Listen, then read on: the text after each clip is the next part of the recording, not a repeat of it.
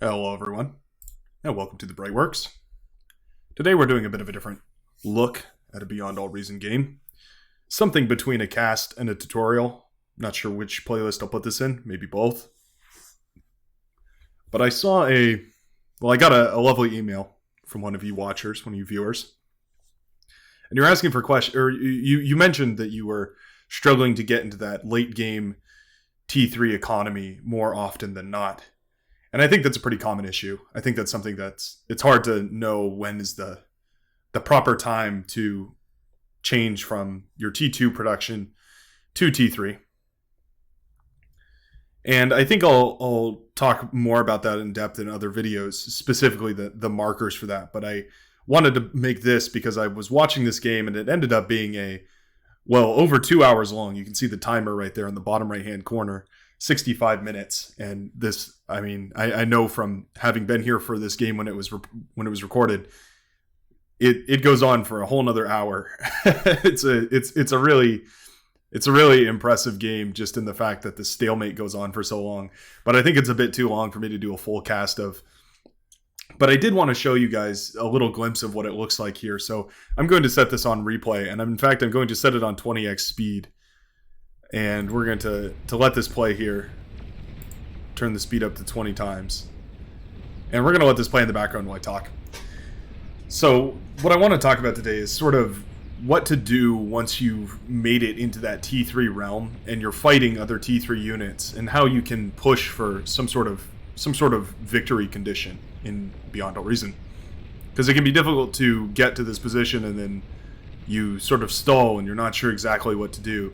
You can see up in the northern section here we have the orange player pumping out a tremendous amount of spam units, a lot of T1 grunts, essentially just meant to overwhelm any defenses via sheer numbers. And you can see that the light blue color, the powder blue color, has gone for the catapults, which are a tremendous area of effect vehicle, an area of effect bot, puts out a ton of rockets that can damage a huge area. So that's a pretty swift counter to that. But let's talk about some other ones, right? So as you're looking at this, you kind of have to decide, like, well, the enemy is spamming out all these T1 units, and there's kind of, you sort of have to address it in some sort of way, but what's the most efficient? So to me, the best answer that I can think of is actually coming out of the lime green player up there at the top. And you can see that he has all of those welders. You can see the little lightning bolts up there, the circles with the lightning bolt. That's a great option for dealing with that T1 spam because of their chain lightning ability and the fact that they're going to be a lot more efficient when dealing with that T1 spam than any of those light units are. And also you're not overkilling with the catapults, which you can see down in the middle section now. You also notice that a lot of this revolves around heavy units covered by support units. And in fact, that's how compositions in this game mainly shake out, right? Like, you want a heavy hitter, or a tanky unit of some sort, leading the charge against the enemy players and giving your artillery units the range or the support they need. It's not the right word. Giving your artillery units the shield they need, I guess, the health in front to push into enemy production lines and actually pump out damage. Now you can see that on games like this where it turns into this big T3 brawl, there's so much metal lying around on the floor that you really need to focus on one of two things. You either need to make sure that your economy is growing steadily and you're not just stagnating, which is something that all of these players suffer from, or you need to make sure that you're reclaiming. Either one of which will work tremendously. You can see up north a lot of those welders being pumped out in big batches to deal with that spam of T1 units, and I think that's an excellent option up there. But if we're looking for sort of the ways that you want to approach this endgame, I think there's kind of the best way to break it down is sort of by the different options that you have as a player, right? So I guess we'll just start with the bots. Of course, you have the experimental gantry for both factions. So for Armada, you kind of want to take a look at what the enemy is doing and say, okay, well, if they're going for light units, like say the Karganeth, which you can see pushing it up top, it'd be tremendously useful to have stronger, heavier hitting units, and it's good defense to have a couple of Titans holding off those Karganeth. So I think that's a great move up there. I think that's a good counter to the push from those Karganeth and going to hold them off tremendously. As Cortex, you're probably looking at a Shiva because that's the sort of de facto bot because the Juggernaut is so much more expensive. But you can also go for a Behemoth or some other combination of the two. Now that's kind of the experimental gantry units, and it's important to remember that you can always mix and match your units for a greater variety of effects. The catapults are great for shutting down virtually all T2 units, but they're not particularly strong. They don't have very much health, so they're gonna need some sort of health absorbing unit in front of them. Now, one thing that I do notice about this replay specifically is how much T2 gunship... Are these T2 gunships, actually? I believe they're T2s. Yeah, they're the Hornets, the T2 gunships. There's also T1s mixed in here as well. But you can see that there's this huge mixture of gunships being pushed to the front lines here.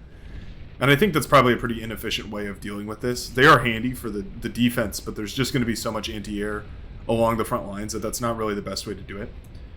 I think certainly if you're in one of these late game situations and you're looking for a better way to move towards ending the game, what you really need to start doing is focusing down specific players, right? You need to eliminate players one by one from the game. That's really the only way to grind them down. So what I would say is if, for instance, you had a base like Greens and you had all this production out, I would stop producing T3 units. I would just get rid of that lab or just stop producing out of it. You can always leave it up and use it later, but I would stop producing out of it. I would go for 2 or 3 air labs surrounded by construction turrets. And I would probably have one of the labs produce fighters and scouts, and then the other 2 labs just produce T1 bombers.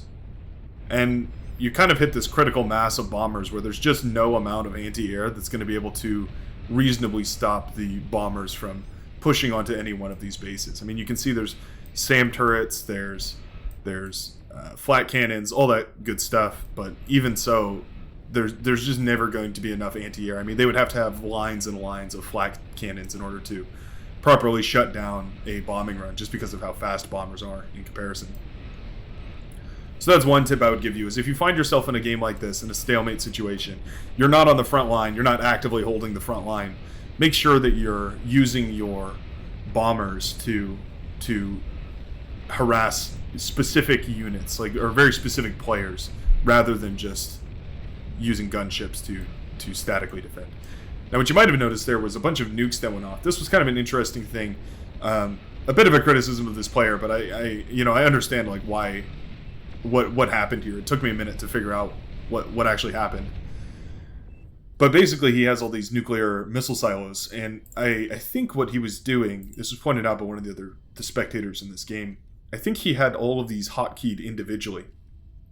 Now, something to know, as a bit of a late game strategy, when you build nuclear missile silos, the enemy anti-nuke will fire one missile at a time, to shoot down your nuclear missiles. So if you fire your nuclear missiles one at a time as well, then the anti-nuke and the nuke will be keeping a pace with each other. And so they'll basically be neck and neck. Now, you can burn down the anti-nuke just by sheer numbers. Just use enough nukes to deplete all of the anti-nuke supply. But if you want to overwhelm an anti-nuke station by... You can see him launching these nukes one by one again. If you want to overwhelm an anti-nuke station by having it not be able to pump out enough anti-nuke missiles, what you need to do is either hotkey all of these together or just double left-click on them.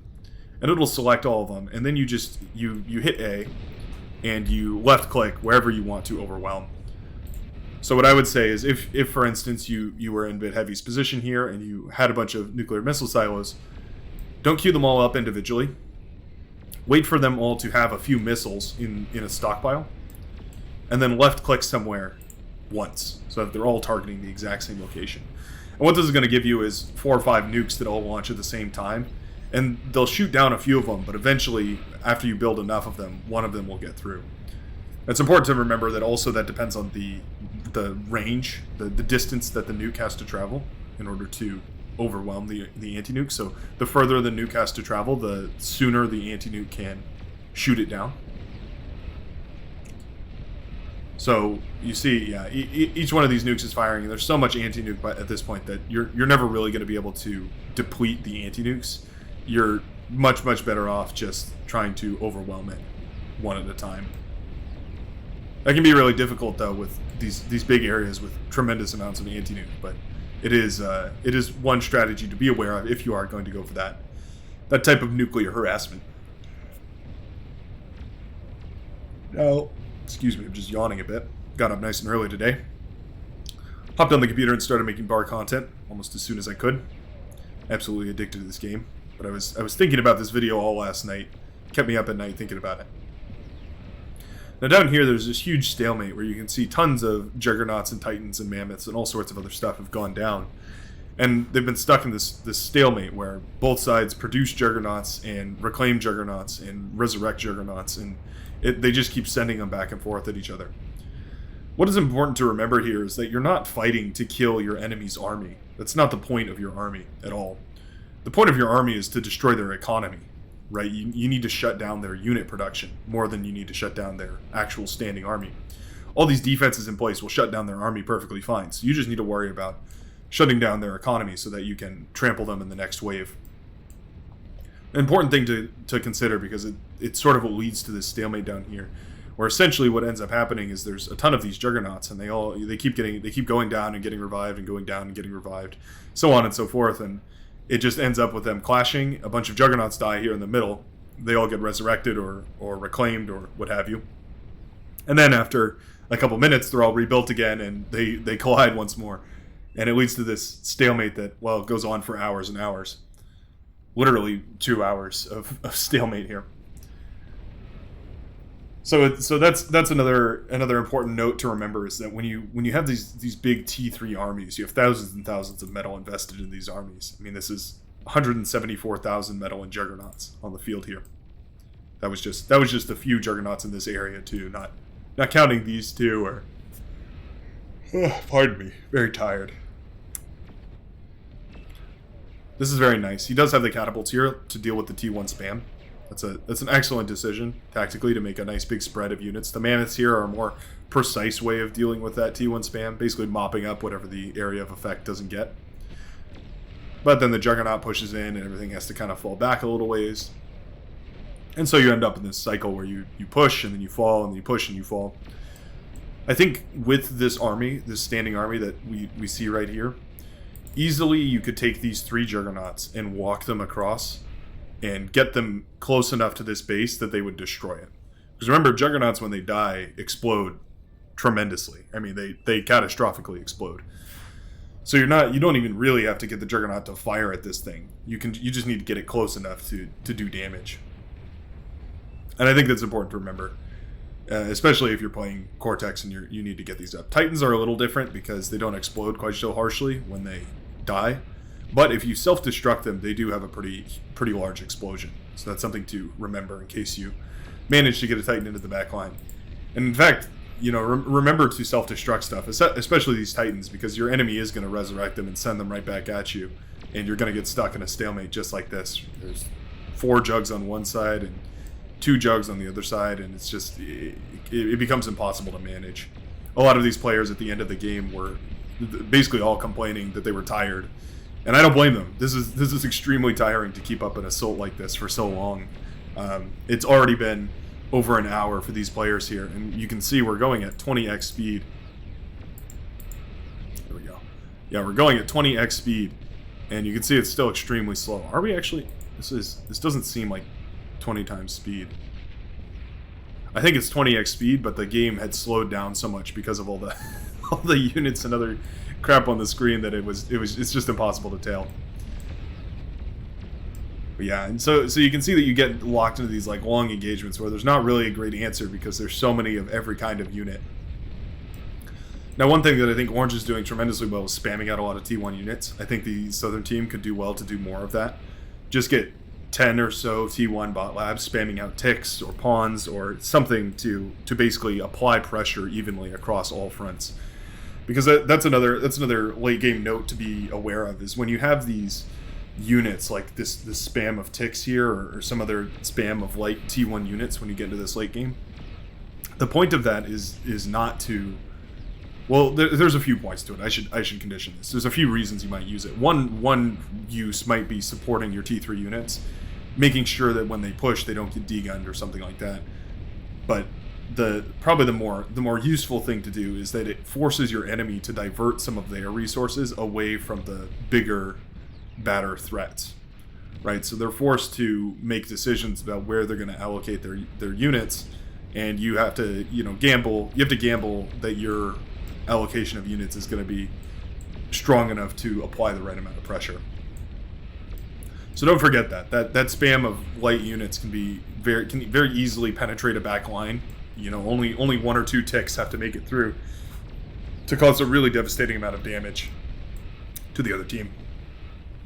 You can see all of these czars coming out in tremendous numbers, and the compositions here are really stellar. I have to commend all of these players for choosing the absolute right units for the job that they have to get done here.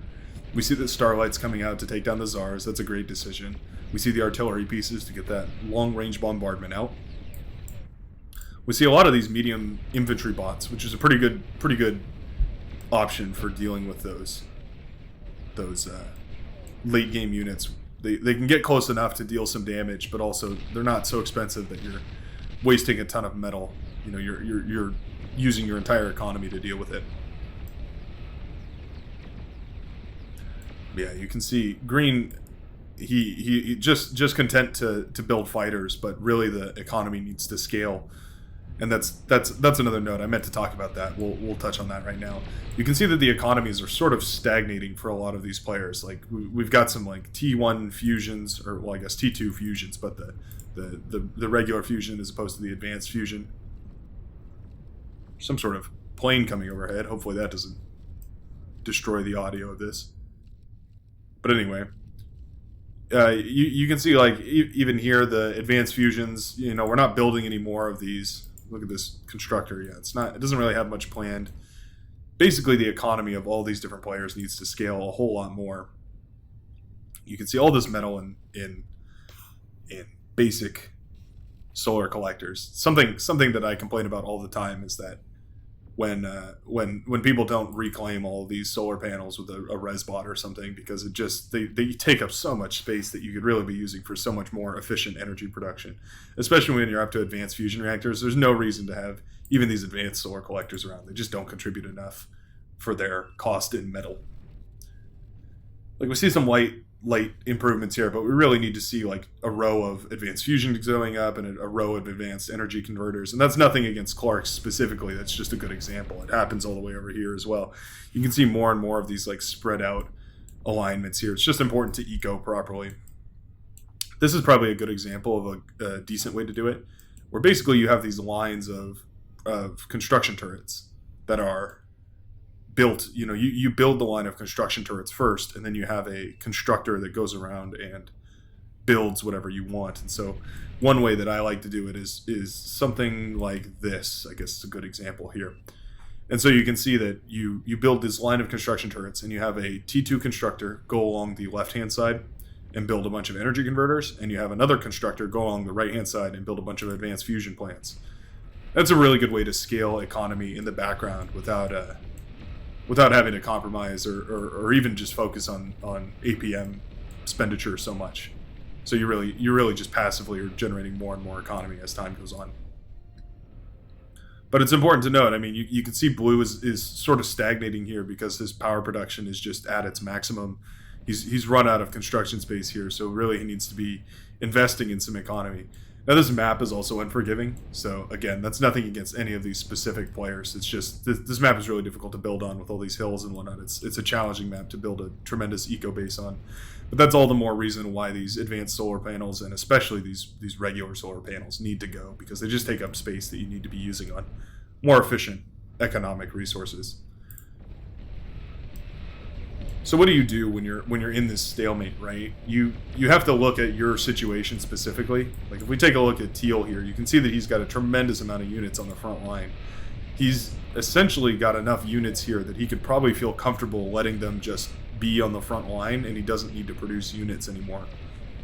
Like, you can see from the vision of his team that he can see that the whole team is holding pretty well on this front line, so he doesn't need to worry about it too much as far as making sure that he pumps out more units. So this would be a really good time for him to focus on building some more eco, plop down some more fusion reactors, put down some more energy converters, really get it all up and running. You can see that he's got a lot of these T1 fusion reactors, which aren't bad.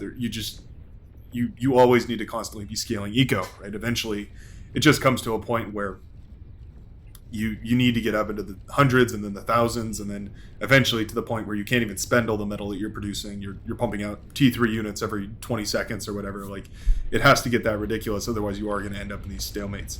And that's kind of why I felt this game went on for an unnecessary amount of time, was because none of the players were really, well, they weren't breaking the stalemate to put it in some kind of words. They basically just were content with their economies and throwing it at each other. And so if any player on either team had scaled their economy rapidly, they would have been in a much better position, but it just never ended up happening. So the stalemate continued. Now eventually I'm not going to get there, and we're not going to get there because it'd take another almost 40 minutes to get to the end of this game. But this pink player up here, who does actually end up building a bunch of economy, does actually end up breaking the front line up here and pushing through and destroying all this economy. And eventually that sweep across the top is what's going to allow for a victory across the board here.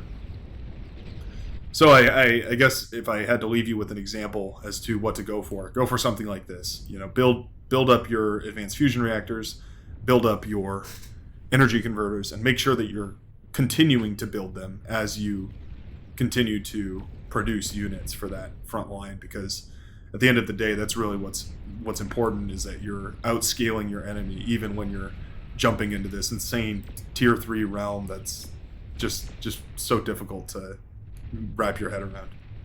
You can see all the metal lying on the ground here. This is also important. This is why, as Armada, I really recommend going for those tier 2 Weber units, the little bots. Let me see if I can find a tier 2 plan. Here we go. These little units right here, the Weber, all-terrain EMP and reclaiming spider. And what I like to do is, late into a game, when I'm focusing on tier 3 and tier 1 spam, I'll set this on repeat, and I'll tell them to go stand somewhere. And then once I've built up enough of them, couple batches of them, I guess. Hard to say the number. It sort of dynamically depends on whatever the game calls for. But whenever I built up quite a lot of them, I'll just hit F to fight command them. Select the unit, I can show you here. Just hit F to pull up the purple cursor, the fight command, and then I'll just right click on the entire, select which units, I can show you.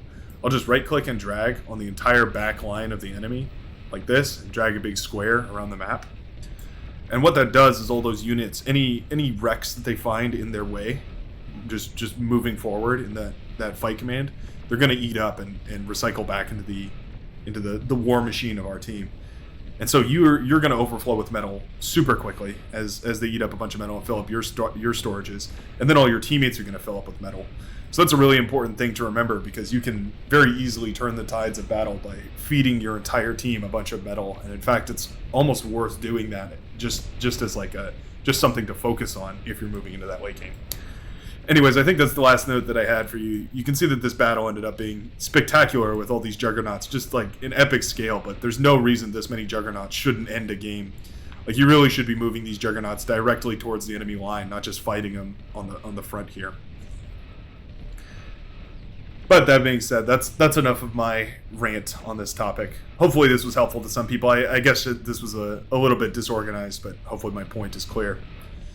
I'll see you all in the next one. Please consider liking, commenting, subscribing, all that good stuff. You've been tremendous. I can't wait to see you in the next video. Peace out.